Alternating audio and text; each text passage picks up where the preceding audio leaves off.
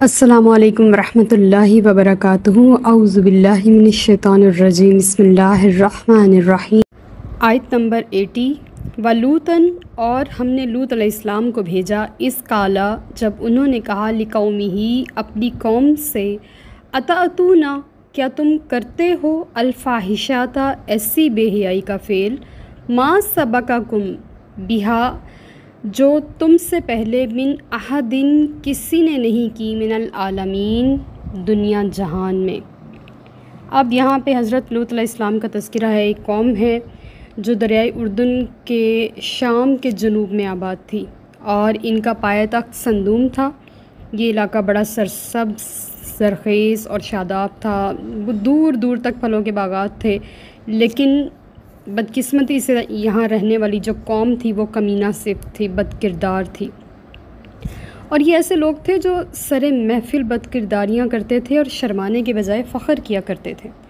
اور راہ چلتے مسافروں کو لوٹ لیتے تھے، اور اپنے مہمانوں کی ہر چیز چھین لینا ان کا پسندیدہ فعل تھا۔ اور یہ ایسی گری ہوئی قوم تھی کہ انہیں مہمانوں کی خاطرداری بہت بری لگتی تھی۔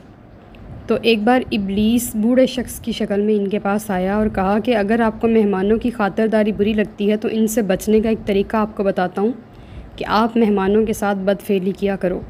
پھر وہ بڑا خوبصورت نوجوان بن کے آیا اور ان سب لوگوں نے اس کے ساتھ بد فعلی کی، اور پھر اب وہ کسی بھی نئے آنے والے خوبصورت مہمان کو نہیں چھوڑتے تھے۔ یہ ان کی بڑی ہی گھٹیا عادت تھی، اور یہ شیطان نے عمل کر کے دکھایا ان کو۔ یہ دنیا میں سب سے پہلے لانے والا وہی بد کردار تھا،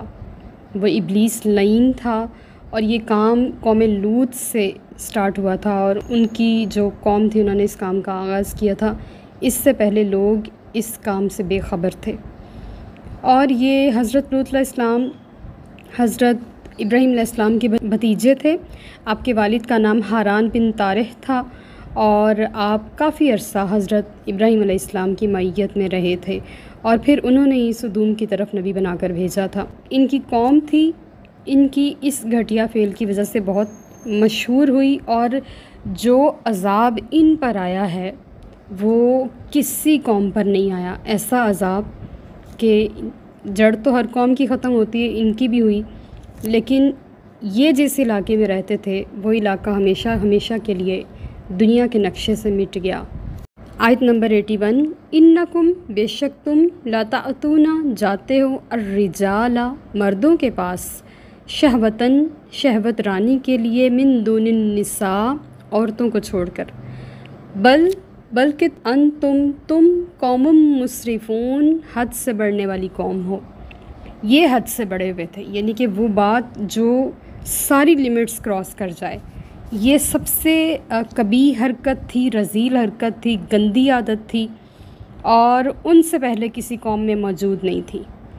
اور یہ لڑکوں کے ساتھ بدمعاشی کیا کرتے تھے اور برملا کیا کرتے تھے، اور اپنی بیویوں کو چھوڑ دیا کرتے تھے، اور یہ لڑکے ڈھونڈا کرتے تھے، نعوذ باللہ من ذالک۔ اور یہ جو گناہ تھا اس کے موجد بھی یہی تھے، اور حد سے بڑھنے والے بھی یہی تھے، لیکن انہوں نے اس چیز کو معاشرے میں متعارف کروایا، اور آج ہم مسلمان قوم ہو کر بھی اس طرح کی روزانہ خبریں سن رہے ہوتے ہیں، اور دل جو ہے وہ کٹ جاتا ہے، اور شرم سے پتا پانی ہو جاتا ہے کہ ہم نبی کریم صلی اللہ علیہ وسلم کا کلمہ پڑھنے والی قوم ہیں، اور ہم پر عذاب حضور کے صدقے میں نہیں آنا، اور ہم اس کا ناجائز فائدہ اٹھا رہے ہیں، ہر وہ حرکت کر رہے ہیں، ہر وہ کام کر رہے ہیں جس پر پچھلی قوموں کو عذاب آیا تھا، لیکن اپنے اندر نہیں جھانک رہے، اپنی اصلاح نہیں کر رہے، ان کے واقعات کو پڑھ کے اپنے شیطان کو قتل نہیں کر رہے، اپنے نفس پہ پاؤں نہیں رکھ رہے، ہم حد سے بڑھتے چلے جا رہے ہیں، اور نتیجتاً ہم پر وہ عذاب تو نہیں آ رہے، لیکن جن چھوٹے چھوٹے عذابوں میں ہم گرفتار ہو رہے ہیں وہ ہم سب جانتے ہیں کہ اب زندگیوں سے سکون، اطمینان، برکت اور عبادت میں لذت، کیفیات جو ہیں وہ ختم ہوتی جا رہی ہیں۔ آیت نمبر 82۔ وما کانا، اور نہ تھا، جوابا، کوئی جواب، قومی ہی، ان کی قوم کے پاس، الا، مگر یہ کہ ان قالو، انہوں نے کہا اخرجوہم، باہر نکال دو انہیں، من قریتکم، اپنی بستی سے، انہم، بے شک یہ اناسن لوگ، دیکھیں ناس اور اناس، یہ لوگ، یتطہرون، پاک باز بنتے ہیں۔ اب واقعہ کچھ یوں ہے کہ حضرت لوط علیہ السلام کے پاس فرشتے آئے اور وہ انسانی شکل میں آئے، اور انسان کی طرح وہ دروازوں سے داخل ہو کے اندر آئے، اور وہ بڑے ظاہر فرشتے تھے، خوبصورت تھے۔ تو قوم لوط کو پتہ چلا کہ ان کے ہاں مہمان آئے ہیں، تو انہوں نے دیوار پہ چڑھنا شروع کیا مہمانوں کے ساتھ بد فعلی کے لیے، اور حضرت لوط علیہ السلام نے ان کو سمجھایا اور برے کام سے منع کیا، اور بتایا کہ مجھے میرے مہمانوں کے سامنے شرمندہ نہ کرو، اور آپ بڑے تنگ دل ہو گئے، بڑے غمگین ہوئے یہ منظر دیکھ کے۔ حضرت جبرائیل علیہ السلام نے فرمایا کہ اے اللہ کے نبی، فکر نہ کریں، ہم لوگ انسان نہیں ہیں بلکہ اللہ کے بھیجے ہوئے فرشتے ہیں، اور ان بدکاروں پر عذاب لے کے اترے ہیں۔ آپ کے لیے اتنی سی بات ہے کہ آپ جو مومنین جو آپ پر ایمان لائے ہیں اور اپنے گھر والوں کو لے کے صبح ہونے سے پہلے اس بستی سے نکل جائیے، یہ بستی عذاب یافتہ ہو چکی۔ حضرت لوط علیہ السلام نے ایسے ہی کیا، اور پھر جب ان کے اوپر پتھروں کی بارش ہوئی تو وہ اپنے بندوں کو لے کر وہاں سے نکلے، تو اللہ پاک نے حضرت جبرائیل علیہ السلام کو حکم دیا کہ اس بستی کو اٹھائیے۔ تو آپ نے اپنے 5 پروں پہ اس بستی کو اٹھایا اور زمین سے اٹھا کے آسمان کی طرف لے گئے، پھر آسمان سے لا کے اس کو پلٹ دیا۔ اتنا زیادہ پلٹا کہ زمین کی جو سائڈیں تھیں کریک ہو گئیں، اور وہ بالکل ختم ہو گئی زمین، اور وہاں پہ نیچے سے پانی نکل آیا تھا، اور ان پر کنکر برسائے گئے جو کہ نشان زدہ تھے، آگ میں پکے ہوئے تھے، اور اس کے اوپر ہر اس بندے کا نام لکھا ہوا تھا جس کے اوپر اس نے برسنا تھا،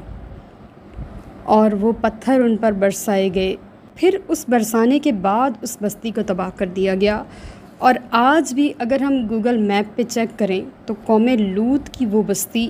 جس کے اوپر اللہ کا عذاب آیا تھا وہ کہیں بھی پائی نہیں جاتی، وہ ختم ہو چکی ہے۔ اور اس جگہ پہ سمندر میں، یا وہ جو دریا ہے یا جو ندی ہے یا جو بھی وہ پانی کا علاقہ بن چکا ہوا ہے، کوئی آبی مخلوق بھی حیات نہیں پاتی۔ اس واقعے کو گزرے ہوئے اتنی صدیاں ہو گئیں کہ کسی کی کاؤنٹنگ میں نہیں آتی وہ بات، لیکن اس بدفعلی پر آج بھی دنیا قائم ہے، حالانکہ یہ بات اللہ پاک نے عبرت کے طور پہ باقی رکھی ہے، اس سے عبرت ہم پکڑ نہیں رہے، اور وہ علاقہ آج بھی دنیا میں نقشے پہ موجود ضرور ہے، لیکن وہاں پہ کوئی حیات نہیں ہے، سانس نہیں ہے، مخلوقات نہیں ہیں، وہ بے آب و گیاب ویران بنجر علاقہ ہے، اور اس علاقے میں ہمارے لیے عبرت کا نشان ہے اگر ہم سمجھے تو۔ آیت نمبر 83 فَأَنجَيْنَاهُ،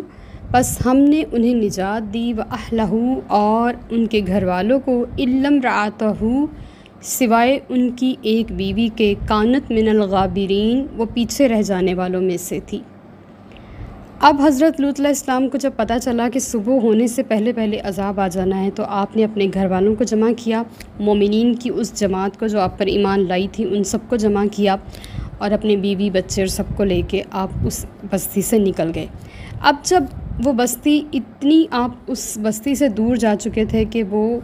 صبح ہونے سے پہلے پہلے اس کی جو خوبصورتیاں تھیں یا جو بھی لوکیشن تھی وہ سمجھ میں نہیں آ رہی تھی، تو جب ایک دم پو پھٹی تو ان کی بیوی، ایک بیوی جس کا نام وائلہ یا واہلہ تھا، اس نے پیچھے مڑ کے دیکھا تو اس نے کہا ہائے میری قوم، کیونکہ حضرت جبرائیل علیہ السلام نے منع فرمایا تھا کہ جب آپ جا رہے ہوں گے نا تو پیچھے مڑ کے نہیں دیکھنا، یہ ان کی ایک آزمائش تھی کہ پیچھے مڑ کے عذاب یافتہ لوگوں اور عذاب یافتہ علاقے کو دیکھنا نہیں، بس آپ نے سیدھا چلتے چلے جانا ہے۔ لیکن ان کی ایک بیوی نے پیچھے مڑ کے دیکھا، اور جب اس نے کہا ہائے میری قوم، کیونکہ یہ وہ عورت تھی جو حضرت لوط علیہ السلام کے گھر کی باتیں اپنی قوم کو جا کے بتاتی تھی، اور یہ بدفعلی کرنے والوں کو پسند کرتی تھی۔ یعنی کہ اب دیکھیں غیبت کتنا برا گناہ ہے، کتنا بڑا گناہ ہے کہ اس ایک گناہ کی وجہ سے نبی کی بیوی ہونے کے باوجود اس عورت کی بخشش نہیں ہو سکی، اور وہ اس عذاب کا شکار ہو گئی۔ پھر وہ واپس مڑی جانے کے لیے، اپنے آپ کو بچانے کے لیے، لیکن اس کے پاؤں نہیں چلے، وہ وہیں کھڑی رہ گئی، حتیٰ کہ اس کے نام کا پتھر آسمان سے آیا اور اس کو بسم کر گیا۔ اللہ تعالیٰ نے اسپیشل قرآن پاک میں اس کی بیوی کا تذکرہ کیا اور یہ بھی بتایا کہ وہ پیچھے رہ جانے والوں میں سے ہو گئی، نکلی وہ ساتھ ہی تھی، لیکن اپنے اعمال کی وجہ سے وہ ان کے ساتھ میں شامل نہ ہو سکی اور وہ اپنی بستی والوں کے ساتھ ہی برباد ہو گئی۔ اب نہ تو اس قوم کی کوئی باقیات ہے، نہ ان کی نسل کا کوئی بچہ دنیا میں موجود ہے، نہ ان کی قوم کا کوئی پتا، کوئی درخت، کوئی پھول، کوئی گلی، کوئی کوچہ، کوئی محلہ موجود ہے۔ وہ قوم، وہ آبادی، وہ علاقہ، وہ صفحۂ ہستی سے مٹ چکا ہے، اب وہاں پہ کچھ بھی نہیں ہے۔ آیت نمبر 84، وَأَمْطَرْنَا، اور ہم نے برسایا علیہم ان پر مطرا می، یعنی کہ بارش، لیکن یہ وہ والی بارش قطروں کی نہیں تھی، پانی کی نہیں تھی، بلکہ پتھروں کی تھی۔ فانظر، پس دیکھو، کیفا، کیسا، کانا، ہوا، عاقبۃ، انجام، المجرمین، مجرموں کا۔ تو ان پر جو عذاب آیا تھا وہ آسمان سے پکے ہوئے پتھر تھے، اور وہ پتھر ہر شخص کے اوپر گر رہے تھے جس پر اس کا نام لکھا ہوا تھا، اور وہ جب کسی کے اوپر گرتے تھے تو اس کو بالکل مٹا دیا کرتے تھے، ختم کر دیا کرتے تھے۔ تو اللہ نے اس بستی کو ہمارے لیے باعث عبرت بنا کے دکھایا کہ فانظر، اب دیکھو کیسا مجرموں کا انجام ہوا، اور اگر تم لوگ یہ جرم کرو گے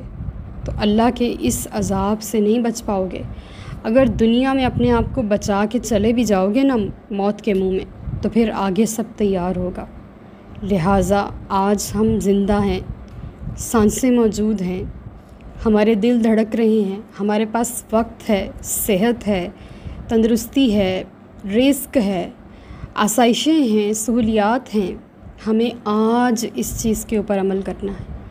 ہمیں اس کو کل پرسوں کے لیے اٹھا نہیں رکھنا۔ ہم نے لوگوں کو منع بھی کرنا ہے اور خود بھی اس عمل سے رکنا ہے۔ یہ اللہ کی نظر میں سب گناہوں سے زیادہ قبیح ہے، اس سے زیادہ ناپسندیدہ اللہ کو کوئی کام نہیں ہے۔ ایک بار حضرت سلیمان علیہ السلام نے ابلیس لعین سے پوچھا کہ اللہ تعالیٰ کو سب سے بڑھ کر کون سا گناہ ناپسند ہے؟ تو ابلیس نے کہا کہ سب سے زیادہ اللہ تعالیٰ کو یہ گناہ ناپسند ہے کہ مرد مرد سے بدفعلی کرے اور عورت عورت سے اپنی خواہش پوری کرے۔ اور یہ چیز آج ہمارے معاشرے میں پروان چڑھ رہی ہے، اور یہ اللہ کو سب سے زیادہ ناپسندیدہ ہے۔ دیکھیں، ہم نے پچھلی قوموں کے عذاب پڑھے ہیں، پچھلی قوموں پر جو عذاب آئے تھے صرف ان کی قوم ختم ہوئی تھی، ان کی جڑ ختم ہوئی تھی، وہ بستی، وہ علاقہ ختم نہیں ہوا تھا، لیکن قوم لوط پر جو عذاب آیا ہے وہ علاقہ دنیا سے مٹا دیا گیا، اٹھا دیا گیا۔ آج اس کی باقیات بھی باقی نہیں ہیں، کوئی یادگار باقی نہیں ہے۔ لہٰذا یہ عمل اللہ کو زیادہ ناپسندیدہ ہے، اور سب سے زیادہ ناپسندیدہ ہے، اس عمل سے بچنا ہے۔ اللہ پاک ہمیں عمل کرنے کی توفیق عطا فرمائے، اللہ پاک ہمیں اپنے رحمت کے سائے میں رکھے اور شیطانی حربوں سے ہمیشہ محفوظ رکھے، آمین۔ وما علینا الا البلاغ المبین۔ Like, subscribe and share.